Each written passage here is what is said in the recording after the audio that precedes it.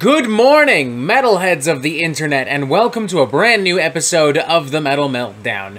More specifically, a brand new Albums I Missed video. Personally, I feel as though I've already talked about the most interesting and unique music that came out in June of 2022, you know, like Temple of Void, Artificial Brain, White Ward, Karnashev, plus, you know, high-profile records from Creator, Motionless in White, Gwar. But as per the norm, there were some interesting records that unfortunately slipped through the cracks, and some other semi-interesting, or at the very least noteworthy records that I know you guys want to talk about in some capacity. So with that in mind, let's not waste any more time. Let's get right into it. Here are all the albums that I feel I missed in the month of June 2022. First up, we have Chaosmos from Origin, brutal technical death metal band known for crushing riffs, crushing percussion, crushing everything. Should not be shocking at all to hear that Chaosmos is appropriately, predictably also quite crushing. Duh. Musically, it's filled with all the angular, twisted technical riffs and breakdowns that one could possibly want from Origin or from any band within the realms of technical death metal. It's a little too samey for my personal liking, but it's heavy, it's fast, it's fun. The only thing really holding me back from thoroughly enjoying this might be the production. That drum sound in particular is really tinny and annoying. Reminds me a little bit too much of like Psychagogue and a lot of other kind of shitty underground brutal death metal bands. I feel like in general this thing could be bulkier, it could be more muscular, it could be heavier in sound and scope, there could be more body to this music, but you know, all things considered, it's really not that bad of a record. It's perfectly fine if you're looking for some really simplistic, kind of meat and potatoes, brutal and technical death metal wankery. It's Origin, being Origin, do with that as you wish. Next up, we have a self-titled album from Rings of Saturn, a band that I infamously have very, very, very strong opinions on. I've called Lucas Mann a hack and a fake on many occasions here on the Metal Meltdown, which is why what I'm about to say is going to be genuinely shocking and controversial, but it's the truth. I think this new Rings of Saturn album is actually pretty good. I would even go as far as to say it's probably the best thing Rings of Saturn have made in a long time. This is an entirely instrumental album that combines the alien core of past Rings of Saturn records with some surprisingly decent songwriting, decent production, trap and electronic beats, neoclassical flair and flavor and sizzle. It is dramatic, it's cinematic, it's epic and spacey and legitimately pretty heavy at times. It's not always crazy consistent. In fact, some of the trap and electronic beats can feel pretty jarring and out of place, but I don't know, it's really not that bad, all things considered. It's more unique and more genuine than anything I've come to expect from Rings of Saturn. I'm not going to retract anything I've said about Lucas Mann or Rings of Saturn in the past, but, you know, if Rings of Saturn keeps on making records like this, then maybe eventually I'll have to. We'll see. Yeah. Bet y'all didn't see that coming. This Rings of Saturn record, it's kind of decent. Had I reviewed it, it might have even gotten a 3 out of 5, because it's pretty decent. Fuck it, go listen to it, why not? Next up, we have Jord from Soreption, a Swedish technical death metal band who I actually saw in concert pretty recently, opening for Suffocation and Atheist at the Velvet Underground here in Toronto. Pretty fucking solid show. They hit pretty hard live, and unsurprisingly, they hit hard in the studio as well, because Jord is a pretty gnarly piece of modern tech death. I love how the songs are constantly shape-shifting and going through all of these different sections and movements. Of course, on a technical level, this thing is pretty fucking fantastic. There's an intensity and a veracity to everything that reminds me a lot of Arcspire, but there are also some more melodic moments and some more progressive moments that give this a little bit of levity and breathing room from time to time. The sound itself is super clean, super lean, but it has body and muscle and gristle at the same time. Kind of the perfect production, really, for a modern tech death record. I enjoyed it. It wouldn't change your mind if you hated technical death metal, but if you don't hate it, you'll like this record. Side note, a lot of tech death in June of 2022. It's a very good time to be a tech death fan, apparently. That said, we're going to take a quick break from tech death to talk about something still admittedly pretty experimental and gnarly from Krallice entitled Psychagogue. And yes, this is the same Krallice that just a few months ago released an album called Crystalline Exhaustion, which Anthony Fantano called one of the best albums of 2022 so far. Krallice have always been a hard-working band, and their mastermind Colin Marston is one of the hardest-working motherfuckers in the fucking game right now, but even by the standards of Krallice, you know, this rapid speed of releasing new music is kinda wild. It feels like these guys are on the verge of becoming metal's answer to a band like King Gizzard and the Lizard Wizard. As far as the album itself is concerned, though, I gotta be honest, I'm a little disappointed by Psychagogue. It's by no stretch a terrible record. It's a pretty strong piece of, like, experimental, underground, atmospheric black metal with tons of weird, spooky soundscapes and angular patterns and demented vocals. But it's definitely not quite at that same level of quality we got from Crystalline Exhaustion or from prior records like 2021's Demonic Wealth. I think the album overall lacks the focus and the cohesion of Demonic Wealth and Crystalline Exhaustion. It feels slightly aimless at times. Still, though, if you love Krallice, I don't see why you wouldn't also enjoy this record. It definitely still feels very much in the vein of Demonic Wealth and Crystalline Exhaustion, even if it isn't at that exact same level. Next up, we have the Masquerade from Inanimate Existence, yet another modern tech death record. Holy goddamn shit. I told y'all it was a good time to be a tech death fan. I fucking told ya. Yeah, honestly, this record really didn't do much for me. I can't tell if it's because this is just a really one-dimensional meat and potatoes tech death record, or if maybe I'm just kind of tech deafed out after having listened to, like, Origin and Soreption and Rings of Saturn, but whatever the case, this record really didn't do anything for me. It didn't really have any interesting surprises or twists to offer, no unique flavors or ideas.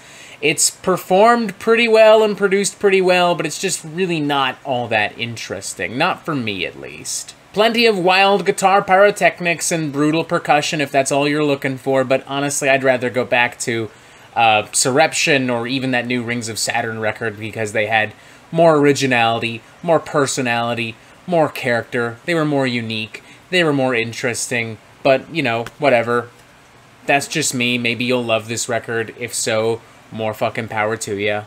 Next up, we have Rotoscope, a brand new surprise EP from Spiritbox. You may remember this band dropping their debut, Eternal Blue, back in September of last year. And you may remember I gave that album a 3 out of 5. And you may remember fanboys and fangirls reacted to that revelation, to that information, as if I had literally murdered a human child on screen and drank its fucking blood like some kind of fucking vampiric monster. For that reason, I can't say I'm especially pumped to be talking about Spiritbox again, but c'est la vie. Here we are. I guess we'll just have to deal with whatever the fucking consequences are whenever they appear. As far as the EP itself is concerned, I think Rotoscope is totally fine. Definitely a step down, I would say, from Eternal Blue. It feels kind of rushed. It feels kind of empty in comparison to that record. It's not as intelligent. It's not as technical. It's not even really as catchy. Whereas Eternal Blue had moments of being like a progressive metalcore record with some really dynamic vocal textures and melodies. This is closer to being a more straightforward kind of pop metal record in the vein of something like what Poppy is doing right now, but mixed with the moodier vocal stylings of Billie Eilish. There's definitely an idea here that could be developed into something more substantial and powerful, but, you know, Spiritbox just haven't really taken the time to do that, or at least I don't feel as if they've taken the time to do that. Like, it's not evident to me on this EP that this is something they're super passionate about. This feels like something that they maybe just kind of crapped out because they're about to go on, you know, a big fall tour with, like, Ghost and Mastodon, so they're trying to build up some hype. This feels like something they just kind of put out because, I don't know, maybe they were left over from the creation of Eternal Blue, or maybe they're just sitting at home bored from extra COVID shit. I don't fucking know. One thing I do know for sure, this EP at its best just isn't really as good as Eternal Blue at its worst. And I look forward to hearing Spiritbox fans absolutely go berserk over that comment. So, yeah. Moving on. Next up we have I'd Rather Be Asleep from Canadian progressive metalcore band Red Handed Denial. They're from Toronto specifically, so hi guys! How you doing? Fellow Torontonian here. I don't really know a ton about this band. I've never really listened to any of their other records, but I can tell you that if you really dig the progressive metalcore or the gent of bands like Periphery and Born of Osiris, then you're probably really going to like this. It's filled with a lot of flashy guitar parts, a lot of breakdowns, a lot of soaring hooks and melodies. It's very well produced, very well constructed. It's not always the most creative. In fact, at times it feels very derivative of Periphery, of Born of Osiris, of a lot of progressive metalcore and gent. But it is really well made, and there is a certain enthusiasm and heart to this that makes it pretty endearing. The vocal delivery in particular, I think, is really fucking cool. It reminds me a lot of what another Toronto prog metal band has been doing these last few years, Mandroid Echostar. You know, it's got a little bit of a post-hardcore flavor to it. So, yeah, that's really cool. So yeah, if you dig Periphery, if you dig Born of Osiris, progressive metalcore, and you're looking for that sound with a little bit of a Canadian twist, check out Red Handed Denial. This album's it's pretty decent. It's solid. I actually liked it. Didn't think I would, but I did. Hell yeah. Next up, we have Origins, a brand new studio album from Scottish folk and black metal band Saor, or maybe it's Saor? I feel like Saor is more appropriate. I'm gonna go with that. I really like this band, and I actually was going to review this until I learned that Greg Picciotto had released Mirror Cell a week earlier. I decided that might have been more interesting and might have turned a few more heads, with all due respect. Turns out I was fucking wrong, because as of this recording, literally nobody gives a shit about that Greg Picciotto album review, so looks like I fucking fucked up, didn't I? On the bright side, we still get to talk about Saor here, and thank God for that, because this is a really good fucking record.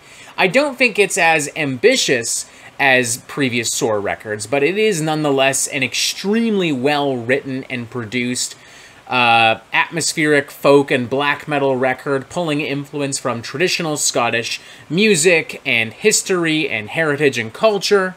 It's epic, it's beautiful, it's genuinely pretty heartfelt at times. Like, you can tell that Saor deeply care about everything they're talking about everything they're singing about. They care very deeply about this music, and this is a very personal record for them. Or more specifically, him, I should say, seeing as how this is a one-man band from Andy Marshall. Is it as strong as Guardians or Forgotten Paths? Is it as ambitious? Is it as grand?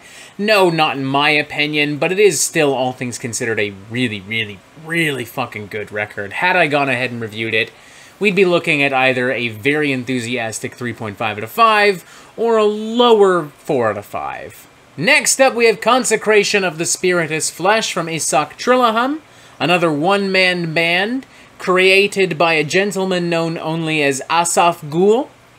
In case it wasn't clear, this is black metal. Duh. I don't know a lot of post-hardcore bands that go around with nicknames like that. Would be kind of awesome if that started happening, though, like straight the fuck up. Esoctrilihum has been responsible for some super fucking gnarly, bloodthirsty, in-your-face black metal over the course of the past, like, 5 years. They've released at least one album every single year since 2017. They've also dropped a ton of EPs and shit like that. Esoctrilihum works really, really, really fucking hard. Sometimes the albums are a little bloated and a little rough around the edges, but there's just so much passion and the good stuff is so good that there's never really been much of a reason to complain, and unsurprisingly, Consecration is, you know, the same. In fact, it's possibly the most violent and crazed thing that Asaph Ghul has made yet. I mean it, man. This thing is tight as fuck. It goes straight for the jugular. It's raw and crusty and scabby. It sounds and feels as if it was recorded in a cave that was also home to some kind of ancient mystical cult. On top of being just absolutely disgustingly brutal and evil, I think this is the most focused thing that Esoctrilihum has made yet.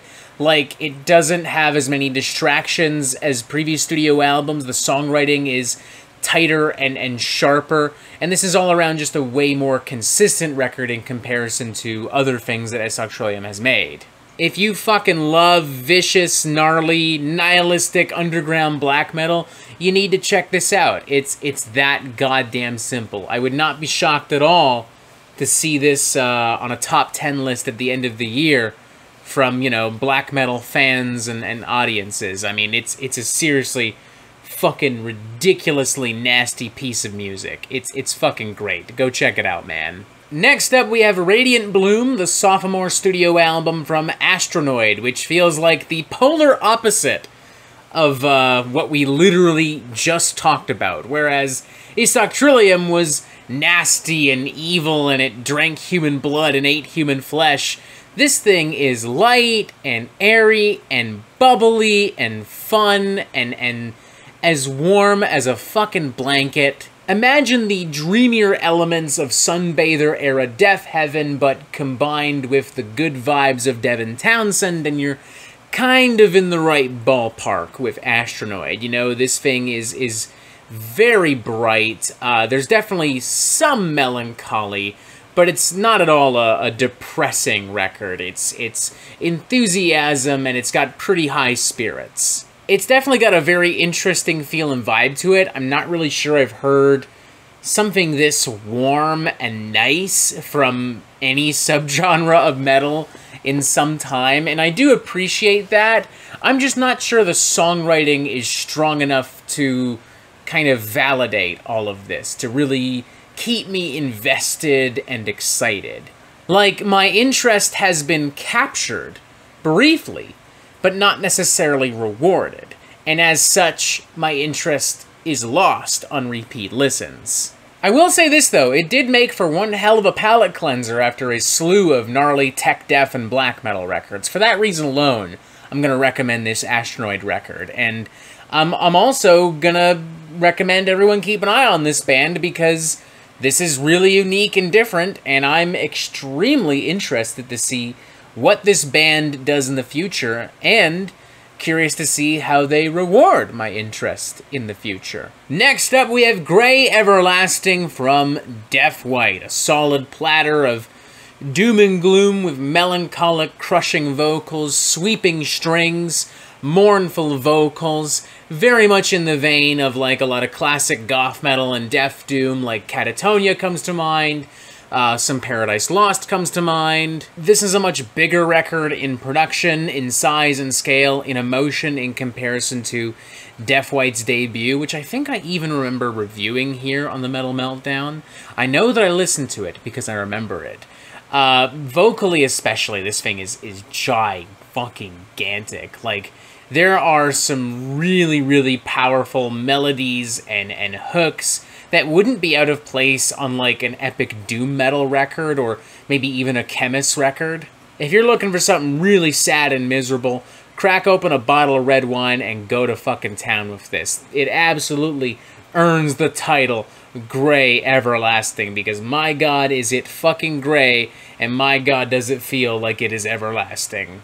Next up, we have Heaven is Here from Candy, and do not be confused by that name because this is not, in a literal sense, very sweet. This is raw and angry and just absolutely fucking pissed off nonsense, you know?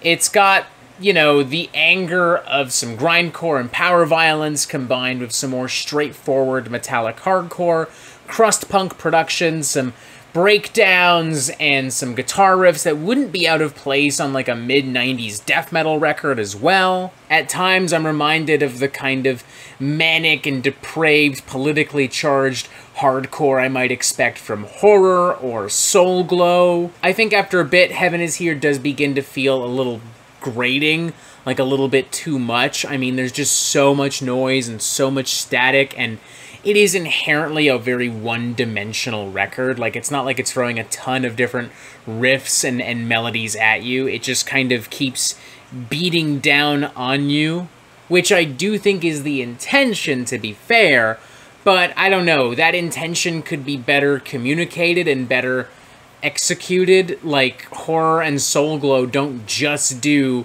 aggressive, hardcore beatdown shit, you know? They have a lot of different stuff going on in their sound, and I'm just not really getting that from Candy. It's still pretty fun, all things considered. I mean, I got a soft spot for just really gnarly, aggressive shit.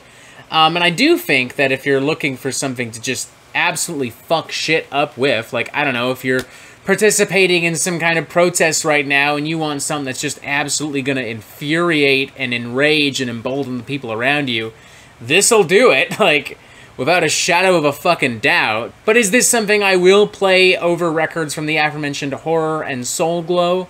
No. It just needs a little bit more fine-tuning, a little bit more substance and variety, in my opinion. Still a pretty gnarly record, though, like, so, yeah, I guess check it out for a little bit. Just maybe lower the volume, you know? Don't crank this up to 11. Crank it up to 6.5, maybe 7.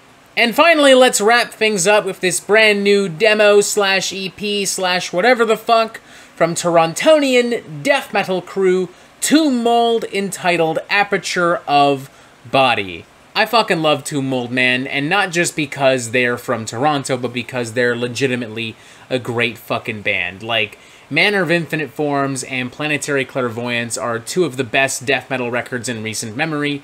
Unsurprisingly, Aperture of Body is a fantastic piece of work that absolutely continues the musical direction of those records and takes it into some more progressive and brutal territory. Like, there's an introductory synth passage, and, you know, there are some longer sections, some more dramatic sections, combined with some more classic death metal brutality. It's Tomb Mold doing what they do best, and doing what I think a band in their position should be doing right now. And I love that this is coming out as an EP, as a demo, that I'm finally getting a taste of new music after all this time.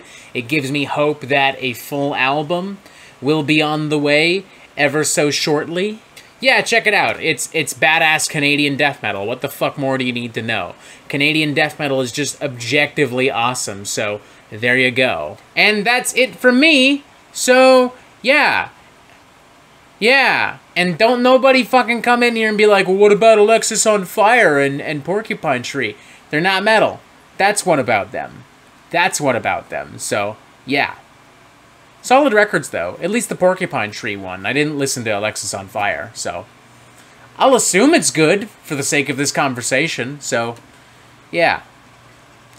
Anyways, thank you for watching. Make sure to tell me what other albums you feel I missed in the month of June 2022. I probably won't review them, but I might just check them out for shits and giggles, for fun. I like music. I like exploring music, and contrary to popular belief, I do actually make note of the albums y'all send my way, so please send albums my way. That would be really cool of you.